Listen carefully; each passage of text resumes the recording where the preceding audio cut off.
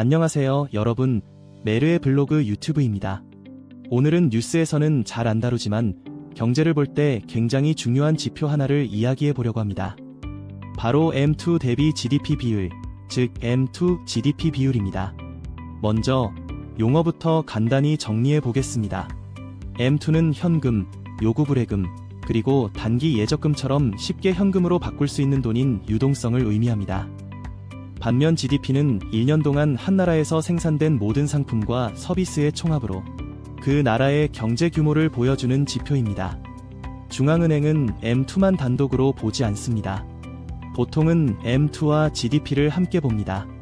왜냐하면 중요한 건 돈이 많다, 적다가 아니라 경제 규모에 비해 돈이 얼마나 풀려 있느냐이기 때문입니다. M2 GDP 비율이 높다는 건 경제 규모에 비해 시중에 돈이 많이 풀려 있다는 뜻이고, 이 경우 인플레이션이 발생하기 쉽고 부동산이나 주식 같은 자산시장의 버블이 생길 가능성이 커집니다. 반대로 이 비율이 너무 낮으면 유동성이 부족해져 경기가 침체되고 소비와 투자가 위축되는 경향을 보입니다. 즉, M2 GDP 비율은 너무 높아도 문제, 너무 낮아도 문제인 균형이 중요한 지표입니다. 그래서 이 지표는 중앙은행이 경제 규모 대비 돈을 과하게 풀었는지를 판단할 때 아주 중요한 기준이 됩니다. 먼저 미국부터 보겠습니다.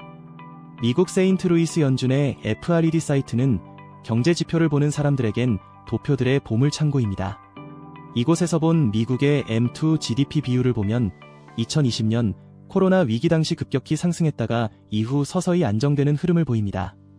위기 때는 돈을 과감하게 풀었지만 이후 경제 성장을 통해 비율을 다시 안정시켰다는 의미입니다. 이제 한국을 보겠습니다. 2025년 12월 30일 한국은행은 통화 및 유동성 통계 개편 결과를 발표했습니다. 내용은 꽤 복잡하지만 핵심만 요약하면 ETF 같은 수익증권을 M2에서 제외했다는 것입니다. 이 개편으로 인해 2025년 10월 기준 M2는 약 4,463조 원에서 4,056조 원으로 무려 409조 원이 줄어들었습니다. 그 결과 M2 증가율도 8.7%에서 5.2%로 낮아졌습니다. 한마디로 우리는 돈을 그렇게 많이 풀지 않았다라는 메시지를 주고 싶었던 것으로 보입니다. 그런데 여기서 중요한 부분은 다음 그래프입니다.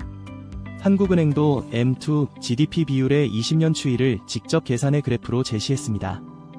이제 우리는 미국 연준과 한국은행의 10년 이상 데이터를 모두 확보한 셈입니다. 여기서 그래프를 볼 때 가장 중요한 포인트가 하나 있습니다. 바로 스케일, 즉 축의 범위입니다. 스케일을 맞추지 않으면 비교 자체가 의미가 없어집니다. 그래서 한국과 미국의 M2 GDP 비율을 같은 스케일로 맞춰 최근 10년을 비교해보면 확연한 차이가 보입니다. 지난 10년 동안 한국은 경제 규모에 비해 상당히 적극적으로 돈을 풀어왔다는 것을 확인할 수 있습니다. 이렇게 보면 부동산 가격이 오를 수밖에 없었던 이유도 어느 정도 설명이 됩니다.